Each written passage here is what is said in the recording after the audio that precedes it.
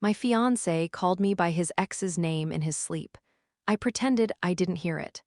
The next morning, I made his coffee like nothing happened, then quietly checked his phone. What I found confirmed every insecurity I'd been trying to silence. Now I can't unsee it, and I can't decide if I'm overthinking or finally waking up. He said it softly, not loud, not startled, just enough to cut through the quiet. Myra. One name mumbled in his sleep like a reflex, like muscle memory. I didn't say anything. I didn't shift or sit up. I just lay there, wide awake in the dark, listening to the sound of my fiancé breathing beside me. He rolled slightly toward me. His hand brushed mine, still asleep. I stared at the ceiling. The worst part wasn't hearing another woman's name.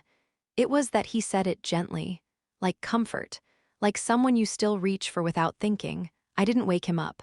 Didn't whisper, "What did you just say?" or storm out dramatically. That's not how I work. Instead, I got up 10 minutes earlier than usual the next morning and made his coffee. Black, 2 sugars like always, set it on the counter next to his keys like nothing had happened. He came into the kitchen, hair still damp from his shower, and kissed my shoulder. "Morning," he said. "Morning." He didn't notice anything different. Why would he? Nothing had changed for him. We sat at the table, scrolling our phones like most mornings. He laughed at something, a video, a headline. I smiled, but I didn't ask. I just watched him. The way he moved through the morning like we were solid. Safe, sure. And I wondered if I'd ever talked about him the way he must have talked about her, with that kind of weight that lingers in your bones, even in your dreams. When he left for work, I stood in the kitchen holding my mug with both hands, like it might keep me steady. Then I walked over to the couch, sat down, and picked up his phone. Not because I thought he was cheating, but because now I needed to know what else he wasn't saying out loud. I don't make a habit of checking people's phones. Not out of some moral high ground, just practicality. If you're looking for proof, you probably already know. If you're looking for relief, you probably won't find it. But that morning, after Caleb left, I picked up his phone like it was already mine to grieve. He'd left it charging on the counter, same as always. No lock code. That was his thing, open phone, open book. Until now, I believed that. I didn't go looking for anything specific. I just wandered. His texts were mostly clean. Group chats, work stuff. One thread with his mom, mostly filled with thumbs up and emojis. I almost stopped. Almost told myself I'd imagined it, the name in the dark, the way it stuck in my throat all night. Then I opened his archived messages. And there she was. Myra. The last message was 2 weeks old, nothing flirty, nothing explicit. Just saw something that reminded me of that concert in Portland. Still cracks me up.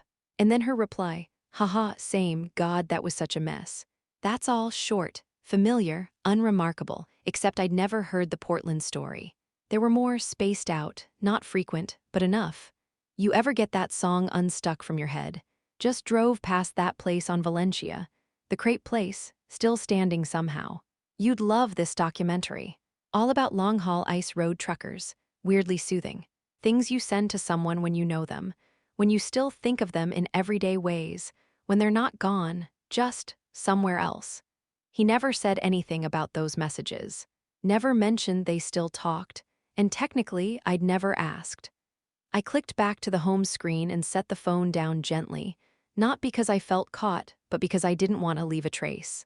That's how far I'd fallen in the space of one night, from making breakfast to covering my own tracks. I didn't cry. I didn't panic.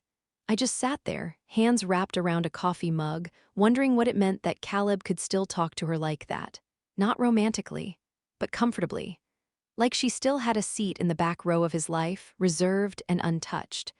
When I first met him, he told me Myra was someone I cared about for a long time, but it wasn't right. He said it cleanly. Past tense. Like someone describing an apartment they once lived in but no longer missed. I hadn't asked for more. He'd moved cities by the time we got serious. Started a new job, new circle of friends, new story, ours. So I figured Myra lived in the past, where she belonged. I didn't realize how often the past sends texts. It wasn't the messages themselves that hurt. It was the ease in them. The shared references, the shorthand. The way someone's voice still echoes in your head long enough that you don't even notice when you're humming along. I opened his photos. Didn't see any of her. Checked his notes app. A few grocery lists, random passwords, one half-written idea for a weekend trip he'd never mentioned. Back to the messages. Nothing more, nothing I could show someone and say, "See, this proves it." But I didn't need proof. I needed to stop feeling like I was imagining things just because he hadn't done anything technically wrong. That's the worst kind of betrayal, the kind you can't hold up to the light, the kind that hides in what's unsaid. In the little permissions, the justifications, the mental bookmarks you keep for someone long after they've left your life. I got up, washed my mug, wiped the counter. The day had already started without me. Meetings, deadlines. A full schedule waiting for me to pretend everything was fine. And I would. Because what else was there to do? Say, "Hey, I know you didn't technically cheat on me, but you're still emotionally tethered to someone else, and I can feel it when you look at me sideways." Even I would have rolled my eyes at that sentence. At 10:12 a.m., Caleb texted me from work. "Hope your morning's smooth. Leftover Thai in the fridge if you're hungry later." I stared at the heart, typed, "Thanks, you too." Deleted it, typed, "All good. Have a good one." Sent that instead. I didn't want to tell Nina, not yet. She'd read one sentence of those messages and say exactly what I didn't want to hear. But that didn't make her wrong. I kept thinking about that text from Myra. God, that was such a mess. I wanted to ask, what was the mess? Their relationship? That concert? The ending? Maybe all of it, maybe none of it. Maybe I'd never know because I wasn't part of that chapter. I was just the page that followed. And if I was honest, I wasn't sure how much of that chapter had really ended. Her name was everywhere. Once I saw it, I couldn't unsee it. Myra. In his Spotify playlists, one called Her Morning, another called Post Portland, both created before me, still updated. In his email contacts, in a few old calendar events, in his Instagram search history. At first, I told myself it was nothing, just leftover digital clutter, but people delete what they're ready to let go of. And Caleb. He'd kept everything, tucked away, not flaunted but there. I didn't know what was worse, that he still thought of her or that he didn't think he needed to hide it. That night, I watched him sleep. He was on his side, back to me, one arm thrown over the pillow. Breathing slow, steady. He looked like someone with nothing to hide. Which made me feel crazy, because none of what I'd found would hold up in a courtroom. But it was all stacking up in my chest. The messages, the playlists, the way he said her name in his sleep like it belonged to him. It was like I was dating someone with a storage unit full of another life. One I wasn't allowed to ask about, one he'd never fully emptied. I kept telling myself to be rational, not to overreact, to stay grounded. But I also couldn't stop asking one quiet question. If she asked him to meet for coffee tomorrow, would he go? And I already knew the answer. I thought back to a dinner a few months ago, one of those double dates with people he knew from work. They asked how we met, how he proposed. He told the story with charm, added little details I didn't remember, made everyone laugh. He was good at that, storytelling, framing things. Afterwards, I asked if any of that actually happened the way he said. He smiled. Mostly. I made it better. That line sat differently now. I started wondering how many parts of our story had been shaped for effect. How many moments were reruns of ones he'd had with her. How many habits, songs, phrases, restaurants were carryovers. Was I building a life or inheriting one?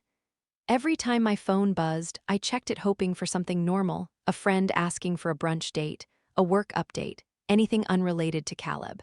I needed the world to pull me out of my own head. It didn't. I tried to tell myself it was okay, that everyone comes with a past, but this didn't feel like a past. It felt like a presence. A low-level hum in the background of our relationship. Always there. Always tuned to the frequency of what once was. And what I couldn't shake was this: I hadn't lost him. I just might never have fully had him. I thought about asking him directly. But what would I say? Can you reassure me that I'm not just the person who happened to show up while you were still missing someone else?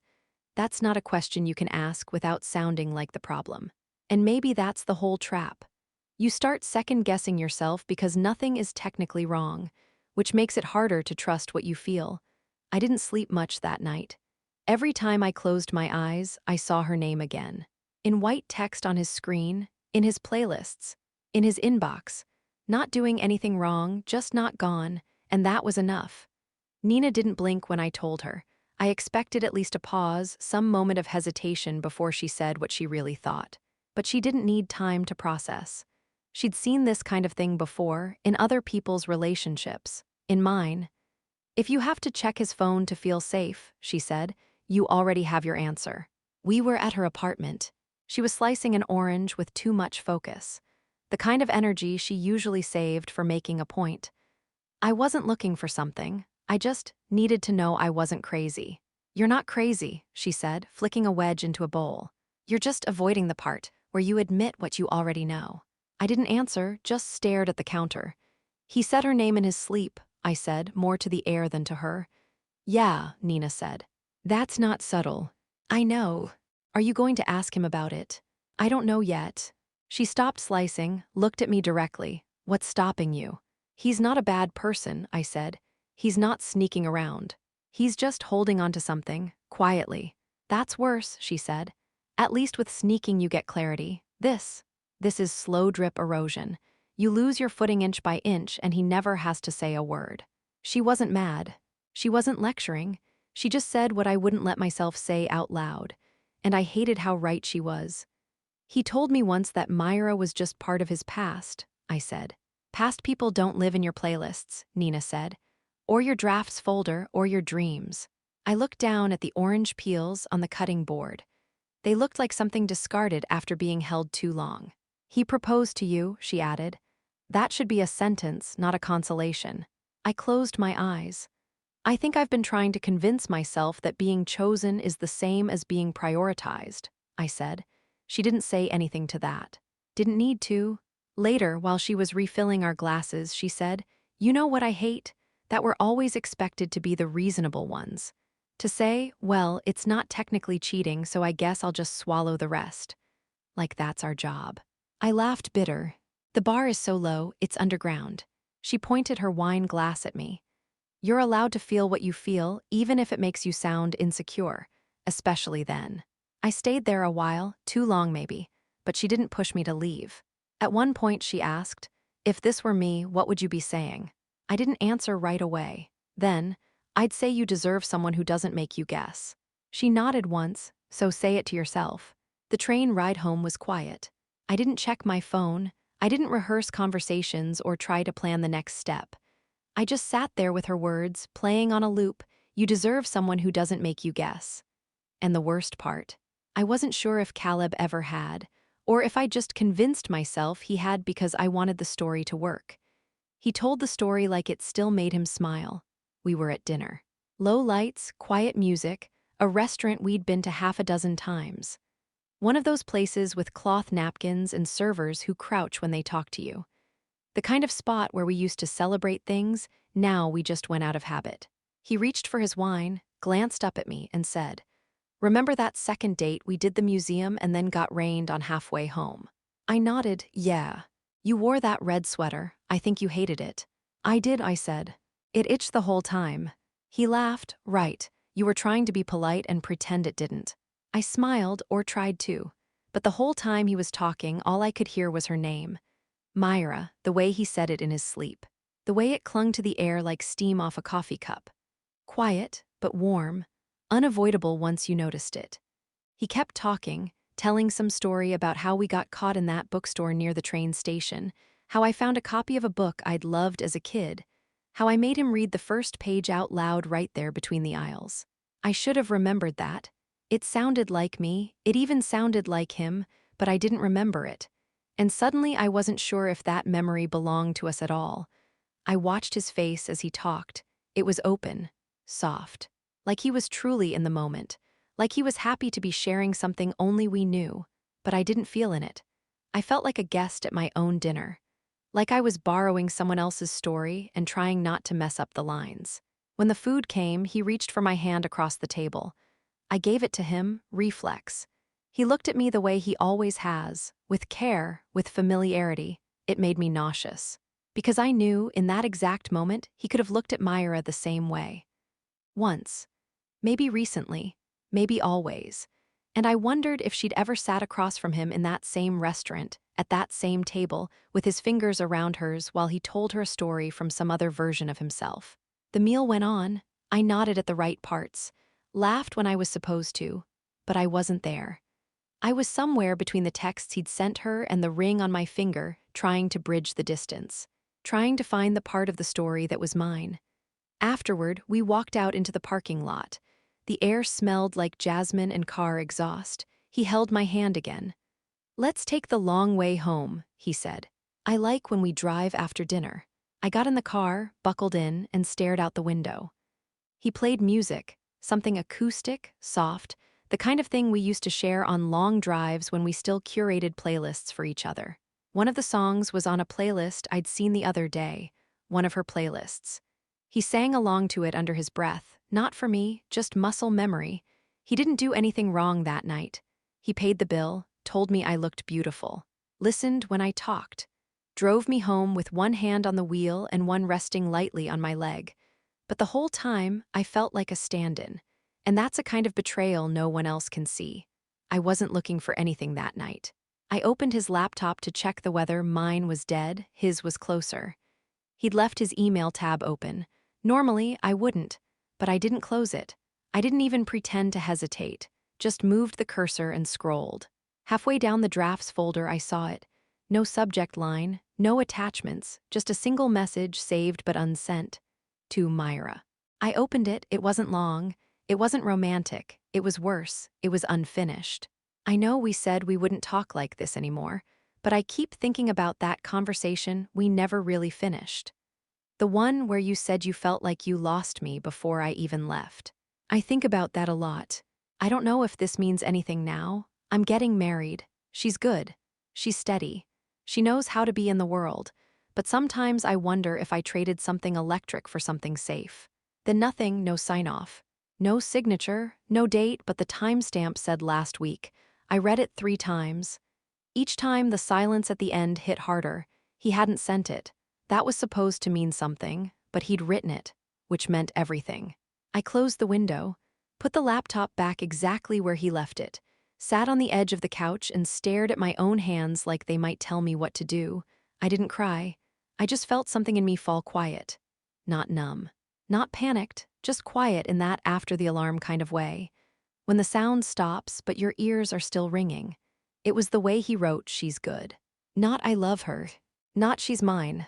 Just good. Like I was a solid apartment with decent rent. Livable, reasonable, forgettable if you move out quickly enough. And electric. That word did something to me. Because maybe I'd always known that's what I wasn't. I was stable, organized. I texted back, I asked about his day, but I wasn't the storm. And now I couldn't unknow that he missed the storm. When he came home, I was folding laundry. He kissed the top of my head, asked what I wanted for dinner. I said I wasn't hungry. He didn't notice anything was wrong, or maybe he did. Maybe he just didn't want to walk into it. I slept next to him that night. Listened to him breathe. Waited for him to say a name in his sleep again. He didn't, he just slept like someone with nothing on his conscience. And that's what made it worse. I brought it up casually, like I wasn't asking for anything. Like I didn't already know what I was fishing for. Jesse and I were sitting at a brewery, waiting for Caleb to show up. He was running late, some work thing. I'd gotten there early on purpose. "I was thinking about Myra the other day," I said, watching Jesse's reaction instead of my drink. He looked up slowly. "Yeah. You knew her, right?" He nodded. We were all in the same group back then. She was around a lot. "What was she like?" He hesitated. That alone told me something. "She's smart, funny, intense." He sipped his beer. "Good with people." "But not with him," I said. "She was good with him," he said quietly. That's what made it hard. That hung in the air for a second too long. I leaned back. "You think he's over her?" He didn't answer right away. Picked at the label on his glass, didn't look at me. "I think he wants to be," Jesse said finally. "But that's not the same thing." It felt like a punch delivered gently. "He's marrying me," I said, more to myself than to Jesse. "I know," he said, "and I think he loves you." But Jesse met my eyes. "But he still talks like someone who hasn't finished that chapter." That stung in a different way. Because I'd started to feel that too, in my own gut, but hearing someone else say it made it harder to lie to myself. I wanted to ask more, but I knew there was a line. Jesse was Caleb's friend first. Whatever honesty I got was already more than I was supposed to hear. Still, he added one more thing. "You're not Myra," he said. "That's not a bad thing, but if you're trying to be her replacement, you'll never win." I didn't respond, just nodded slowly, like that was the kind of truth I could carry in my purse without letting it spill. Caleb showed up 10 minutes later, all apologies and tired charm. Jesse didn't say a word, and I didn't look at him once during the whole dinner. Because the only thing worse than knowing something is being around someone who knows you know it too. Once I noticed her shadow, I saw it everywhere. Myra lived in the seams of our life, just beneath the surface, tucked into stories Caleb told without thinking. He'd say things like, "I've been to that spot, the food's decent but the drinks are better." And when I'd ask when, he'd pause a beat too long before answering. Sometimes he'd laugh at something I didn't get and say, "It's a long story," then move on like it didn't matter. But it did, because it wasn't our story, it was hers. There were places we never went because they changed, but I started to wonder if that meant they still held someone else's memory. There were shows he never wanted to rewatch, songs he skipped on shuffle, books he gave away but never replaced. She was in the negative space of all of it, and it hit me. I had been building something with a man who had been careful not to erase someone else. Not because he loved her now, but because loving her once had become part of who he believed himself to be. Letting go of her might have meant letting go of who he was with her. I started watching our conversations like a third party, counting how many times he brought up the past and how many parts of it still included her. And I started to realize Myra was the reference point for his music taste, his road trip roots, his inside jokes, even his complaints. She used to hate this song. I used to come here all the time back then. She always made fun of me for how I eat tacos. Each line delivered like trivia, but the kind that builds a pattern over time. I'd always thought of exes like closed doors. You nod at them once in a while, maybe peek through the peephole, but you don't keep them propped open with your foot while starting a new life. Caleb never closed the door. He just lowered his voice and hoped I wouldn't ask who was still behind it. What made it harder was that Myra never seemed like the villain. She didn't text anything cruel. She didn't pop up in some dramatic way. She didn't ask him to choose. She just lingered. Quiet, present, unbothered, like someone who knew she'd already made her impact, whether she meant to or not. I didn't resent her. I resented that I knew so little about her and still felt like I was negotiating space with her every day. Not openly, not in words, but in how Caleb carried himself, the slight pause when he told a story, the shift in tone when her name came up, the weight of unfinished business wrapped up in phrases like, "It wasn't right, but she mattered." We were brushing our teeth one night when he said, totally out of nowhere, "I still don't understand why she left the way she did." I didn't respond. He looked up, met my eyes in the mirror, and said, "You ever feel like you didn't get the full ending?" Still, I didn't speak, because I was too busy realizing he didn't see the irony in what he'd just said. He was wondering how a chapter ended while I was wondering if one ever began. I didn't plan it. It just came out quiet, mid-conversation, in that neutral tone people use when they're trying not to flinch at their own words. We were folding laundry.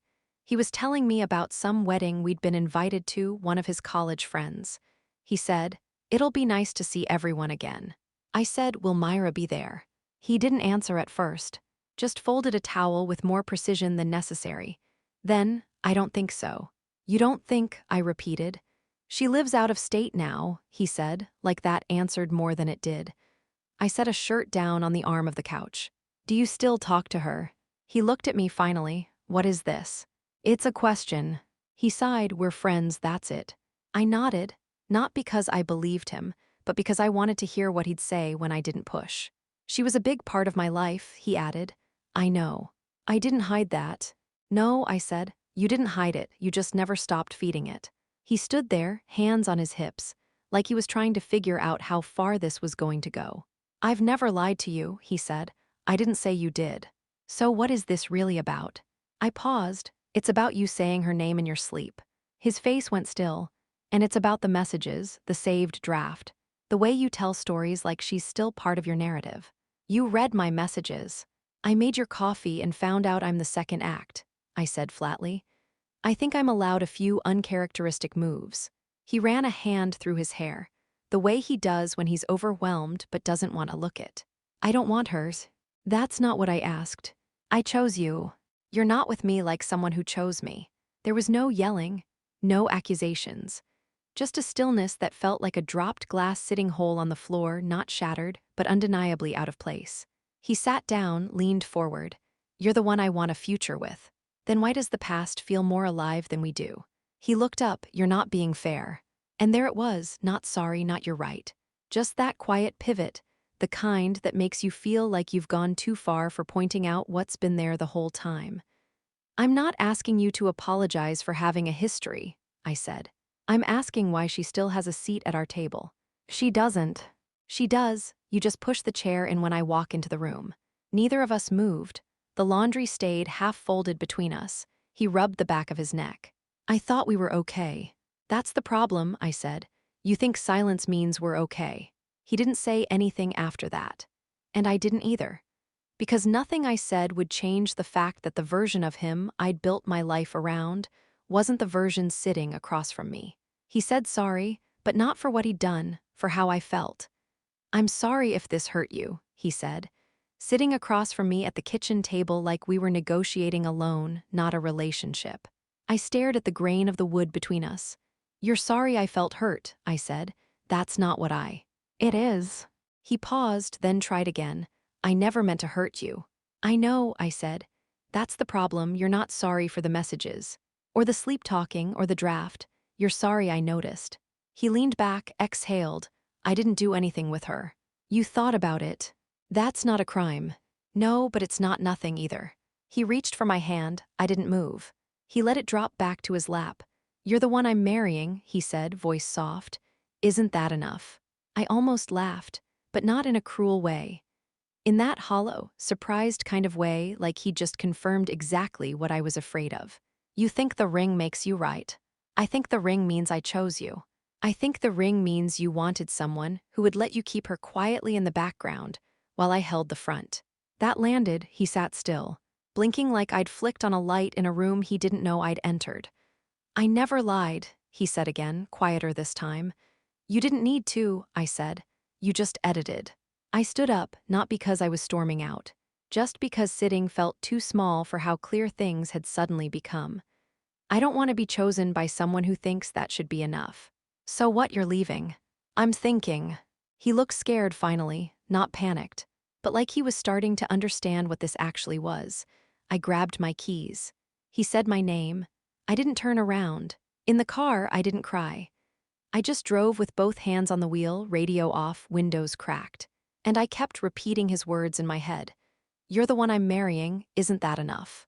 Like commitment should cancel out disrespect. Like a future makes up for everything unspoken in the present. I took the ring off without ceremony. No big moment, no dramatic flourish. Just me, standing in the bathroom, brushing my teeth, catching a glimpse of my hand in the mirror, and suddenly noticing how wrong it looked. It had been there for months. Slipped on with laughter, with promises, with champagne.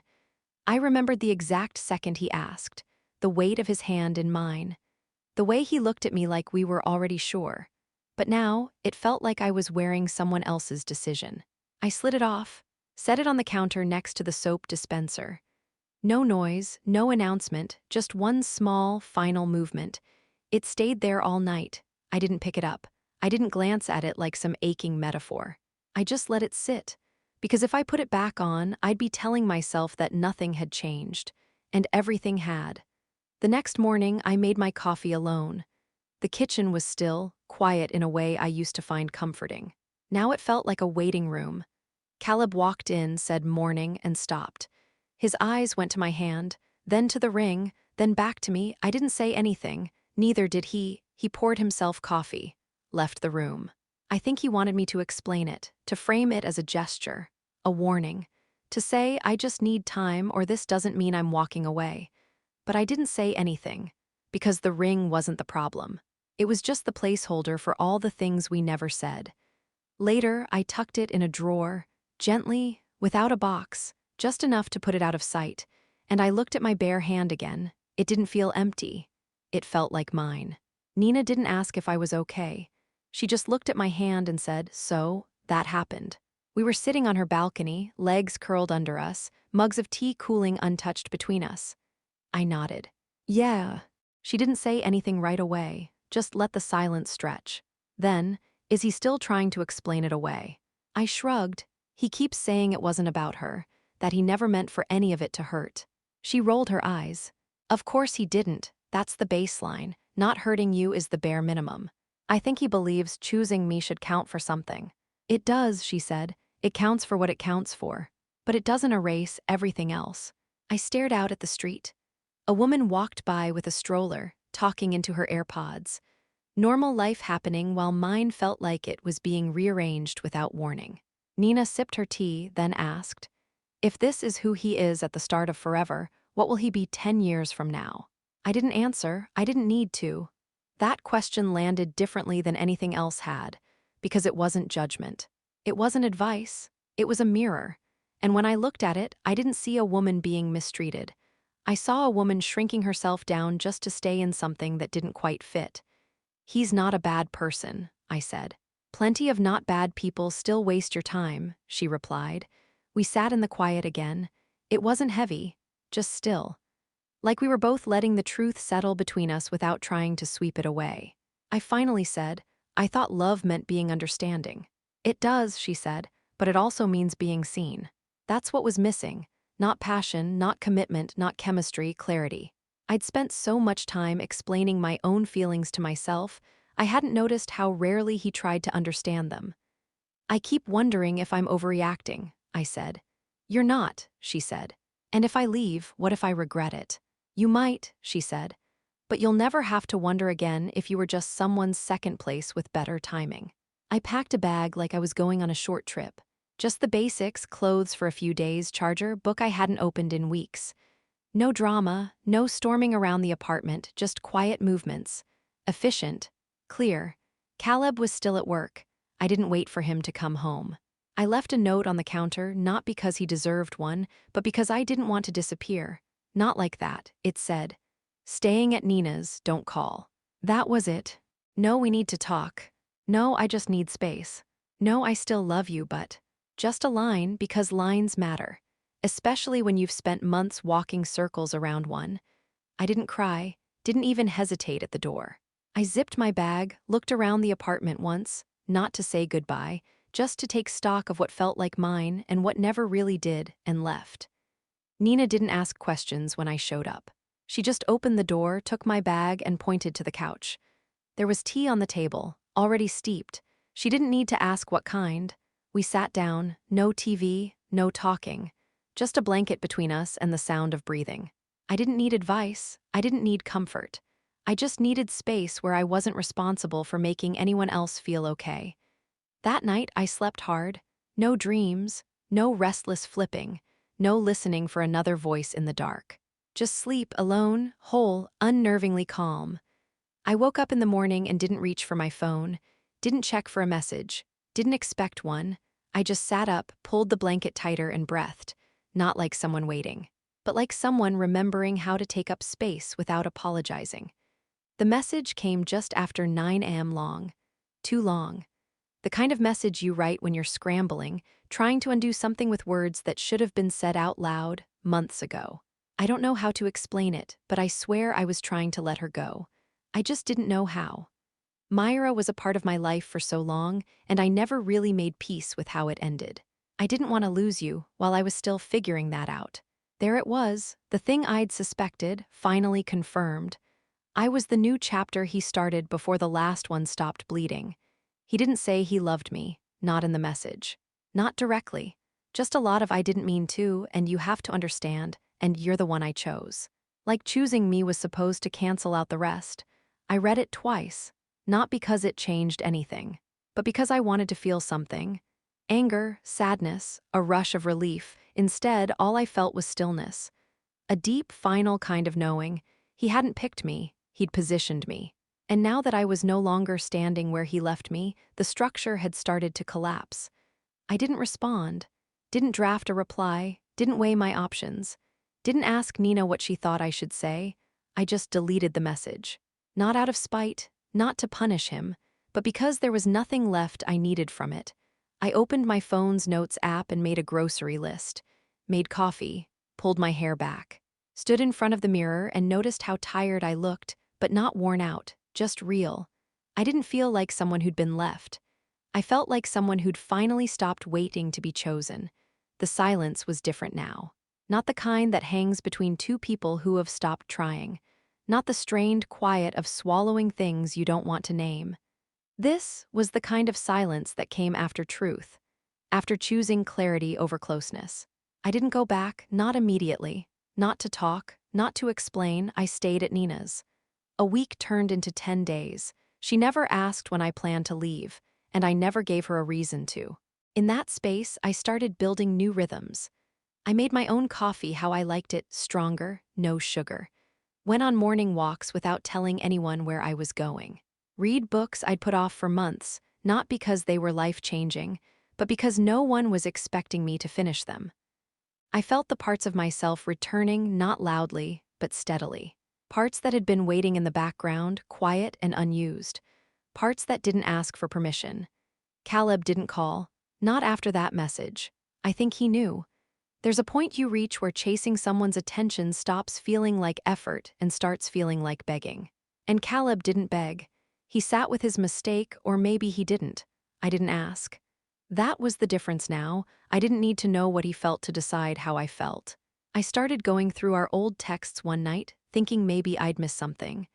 Maybe I'd scroll up far enough to remember why I said yes. But all I saw were patterns.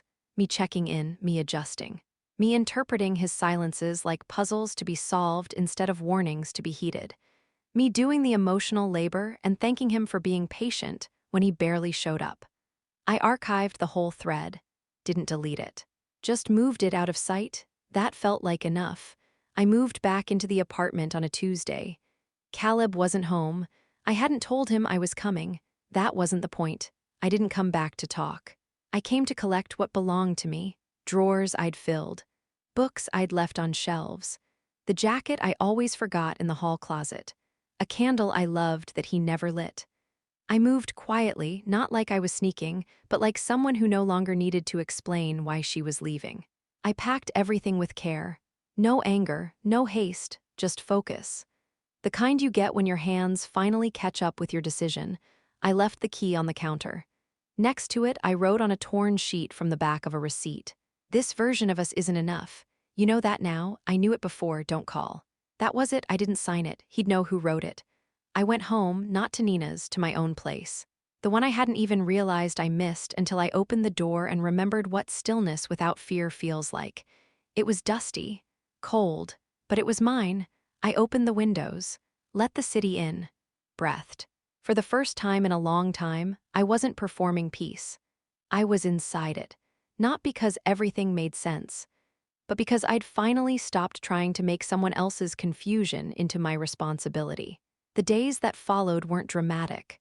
No crying in the shower, no missed calls, no late-night messages from Caleb begging me to reconsider.